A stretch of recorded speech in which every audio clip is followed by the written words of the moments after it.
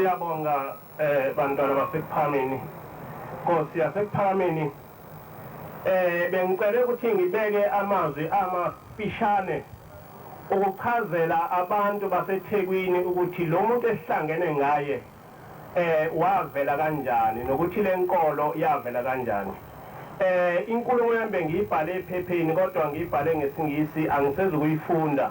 Kodwa ngizokhuluma nje kafuphi ukuze labo abangayazi le ndaba yasekuphameni beyiqonde. Umprofethi njengoba ngike ngachaza umprofethi wazalwa cishe ngonyaka ka-1865 endaweni yaseNtabamhlophe eScott. Wathi cishe eseneminyaka eyaku-9 no-10 base uyasuka noyise beya eNtabazwe eHarrismith. Lapha eHarrismith bafike bahlala ngaphansi kwefarm lomlungu okuthiwa uConrad Grebe. Ilapho-ke ubaba mkhulu owakhulela khona. Abazali bomprofethi kwangabantu nje abangakholwe ndawo. Esingathi ngesiZulu umba mhlawumbe kungabizwa kuthiwa babe ngamabhinqa babengakholwe ndawo bengakaze behlangane nobuKristu bengakaze behlangane neBhayibheli. Kanjalo nomprofethi wazalelwa kulabo bantu labo akazange waze waya esikoleni. Wakhula njena elusa izinkomo noma izimvu zebhunu. Kodwa kwenzeka isimangaliso bantwana basekuphameni kwathi eneminyaka cishe ewu-12 wathi ehleli nje entabeni kwase kuqhamuka ezwa kuduma izulu kwaqhamuka umbani. Lo mbani lona uza kuye wase uyaguqa kwase kukhuluma izwi lapha embanini lithi akaguqe ethandaze. Kodwa kwatholakala ukuthi ubaba mkhulu akakwazi ukuthandaza ngoba abantu bakwazi ukuba bengathandazi. Kodwa khona lapho esacabanga ukuthi uzothandaza kanjani wayesezwa izwi isondo liguquka lapha elokhuzeni esifubeni sakhe. Ngaso leso sikhathi wayithola esekwazi ukuthandaza. Wayese uyaqala into yokuqala umprofethi owayifunda wafunda ukuthandaza. Lokhu ukuthandaza lokhu ekufundiswa uNkulunkulu ekufundiswa izwi owayelizwa likhuluma emkhathini. Kwathi okwesibili uma lifika lelizwi lifika kanjalo lifika ngombani nangokuduma. Laselithi mase likhulumela laselithi akahlabelele. Uma lithi lelizwi akahlabelele nangempela engazi ukuthi uzothini wezwa isondo liguquka lapha ngaphakathi kwakhe wayesezithola esekwazi ukuhlabelela. Wayesekwazi ukuthandaza wayesekwazi ukuhlabelela akakahlangani njalo namaKristu akakahlangani neBhayibheli. Kwathi lapha esethe ukukhula wayesehlangana neBhayibheli. iBhayibheli wahlangana kanjani nalo baba mkhulu? Wathi esebenza nje la elokhuzeni la eBhunwini kwakukhona iBhayibheli lesingisi elalibekiwe lapha. Uma libekiwe lapha etafuleni leliBhayibheli lesingisi ngoba kwase kukhona ukuthi laba abantu owayephila nabo babembona ukuthi lo mntwana umntwana wehlukile kwabanye abantwana. Bengaqondi kahle ukuthi uyisima kanjani. Ucabanga ukuthi mhlawumbe ungena ubungoma mhlawumbe umuntu oyisimangaliso kodwa bengakwazi ukuthi uyisimo esinjani ngoba inkinga yayikhona kwase kutholakala ukuthi uyathandaza kanti izangoma azithandazi. Manje leyo nto yabaxaka abantu. Kwathi ke uma ngabe ebona leli iBhayibheli kwase kuthi intombazane sithi uyayibona le ncwadi. Wathi baba mkhulu yebo ngiyayibona. Wathi uyayazi ukuthi iyincwadi yani? Wathi angiyazi. Wathi le ncwadi lena iphethe izindaba zikaNkulunkulu.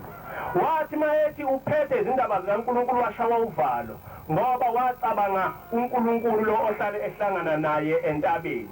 Kusukela ngaleso sikhathi ubaba mkhulu wayese uyalinda efuna ukuthi azi ukuthi iBhayibheli leli liphetheni. Ekulindeni kwakhe kwathi ngesibonakaliso wayese uyafika uNkulunkulu esefika emfundisa iBhayibheli. Wamfundisa iBhayibheli lesizulu wamfundisa ngesibonakaliso engakaze eze esikoleni. Walifunda waze walazi ngesibonakaliso wase eyatshelwa lapho uzolithola khona. Wahamba wayolithola emzini wamaweseli walithatha walifunda. Wathi mayilifunda la vele la walifunda.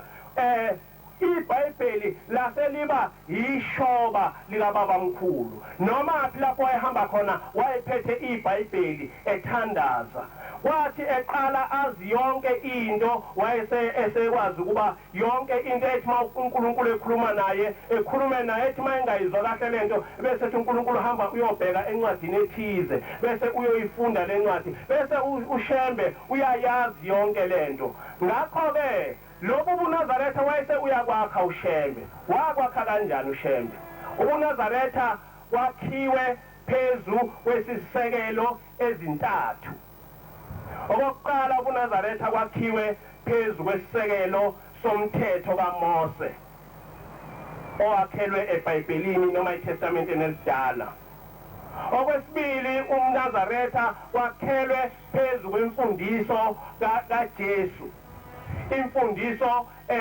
efundisa ngothando imfundiso efundisa ngomusa imfundiso efundisa ngokuhlonipha imfundiso efundisa ngokuxolela ileyo mfundiso kaShembe umthetho kaMose imfundiso kaShembe kaJesu bese kuba amasiko abantu angaphambani nemithetho kaNkulunkulu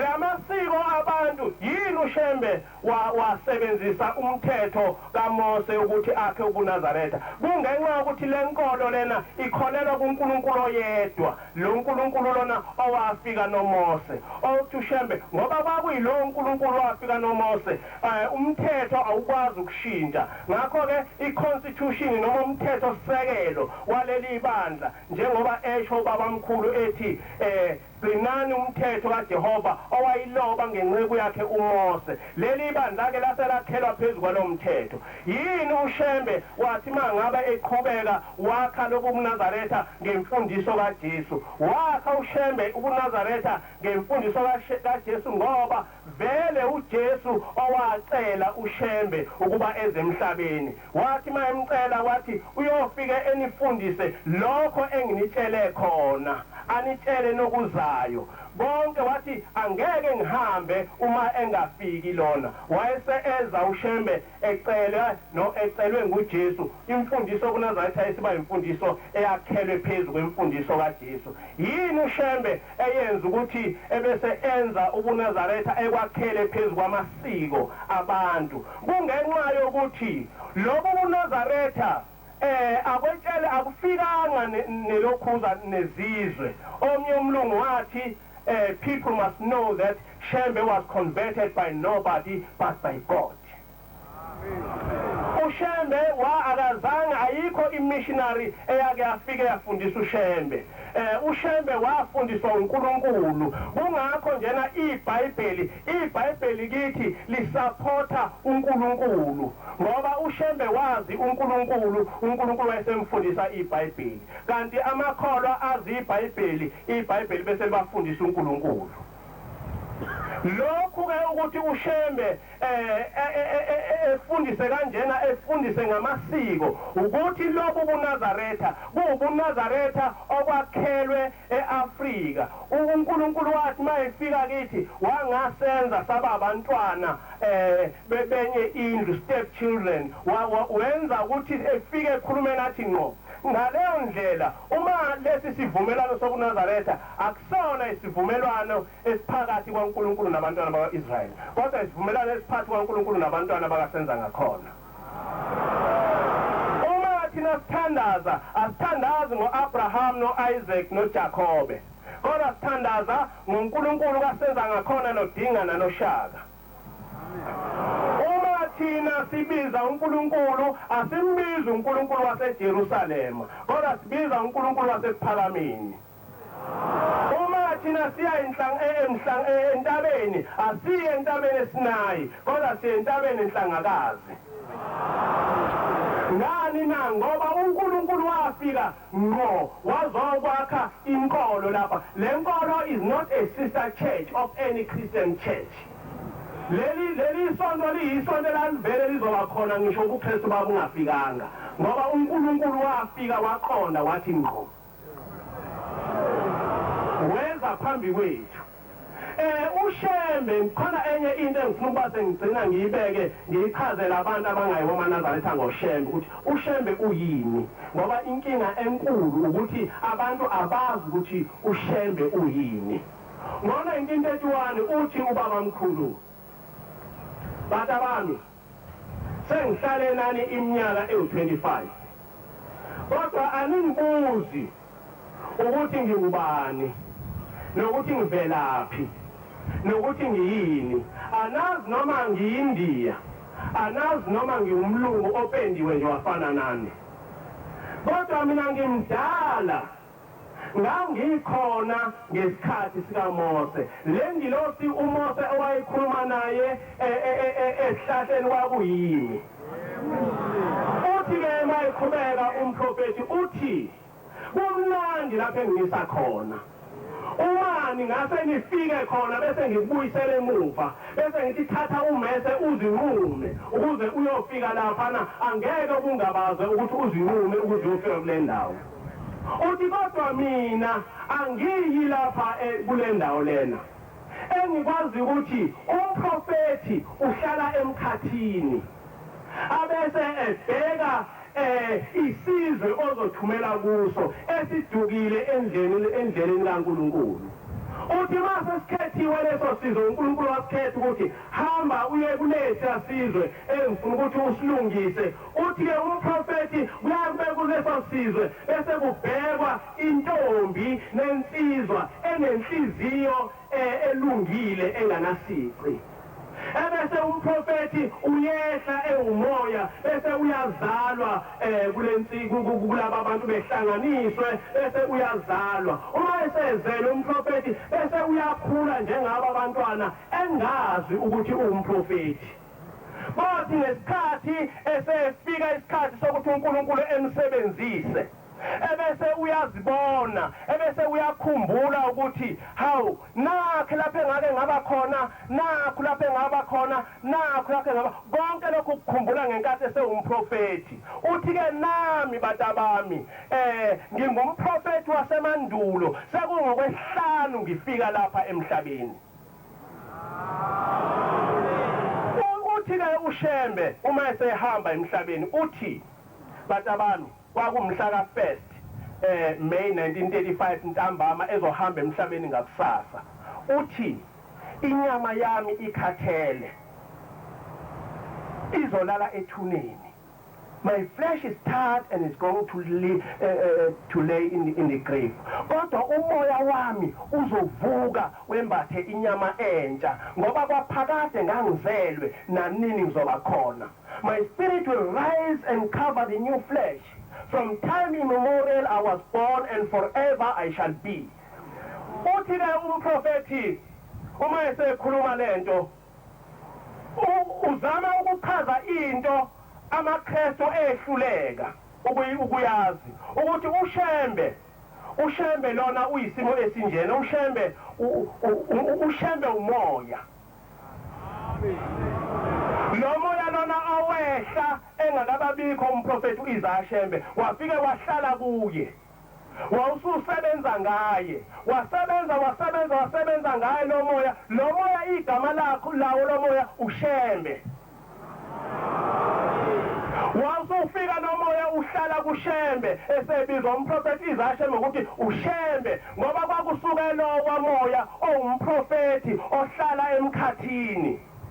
Uthema kufika isikhathi sokuthi umprofethi ehambe lo moya lona wawuse uyasuka usuhlala kubaba ilanga lowo ongumholi. Lo moya lona yikho ke uShembe umoya wami uzovuka wembathe inyama entsha. Bese lokho eqhubeka uShembe bese amaKristu hayi nikholwa umuntu ofayo ababona ukuthi phela ma uShembe efa. uShembe ushuthi wafa ngo-1935. Kodwa uShembe akafi ngoba kufa umuntu. Kodwa uShembe the spirit, the prophet, the divine being le ushembe ayifi uma ngabe ehamba ushembe emhlabeni uyaphuma lo moya ungene kulo shembe oba umholi ehamba ushembe emhlabeni uphume lo moya ungene kulo shembe omholi njalo njengamanje na lo moya lena usube lapha elokhuzeni eNazaretha for over 90 years khona lo moya lona. In fact manje uthatha uthi lo moya lona waqala ukuba khona umprofeti ezalwa ngo1865 namhla sekunyaka ka2001 lo moya lona usuhlale over 100 years uhleli phakathi kwamaNazaretha awufi njengoba washo uJesu wathi lo moya lona oyingcwele uyohlala nani kuze kube ngunaphakade. Ngakho ke into kufanele icace kahle ukuthi abantu kufanele bazi ukuthi ushembe akafi. Ushembe umoya. Uthi ubaba mkhulu uma esezohamba emhlabeni sengiyagcina uthi ubiza ubaba ilanga uthi mntanami uma sengihambile emhlabeni uyofike ungcwabe la kodwa ungangifaki eboxini ubothatha isikhumba ungisonge ngaso ngani na ngoba mina uma sengilele lapha ngiyomila like a seed I will grow. Uthi ke uma sengimilile ngoba isihlahla esikhulu esiyomila lapha ekuphakameni ngeke usibone wena othi bonke abantu wonke umhlaba begijime befuna lesi sihlahla. And that's exactly what is happening today. Njengoba silapha ushembe uthi uma umtshala emile ngenkathi ushembe ehamba emhlabeni ubuNazaretha kuyakhula ngoba uhlamvu lumilayo ludale inhlamvu eziningi lumile lolu hlamvu ludale inhlamvu eziningi yikho ubuNazaretha ogcina ugcwele umhlaba wonke. Siyambonga uNkulunkulu ukuthi nathi egcineni wasilethela umprofeti wabantu esingamethekeli ezizweni. Inkosi kuselokho ngesikhathi.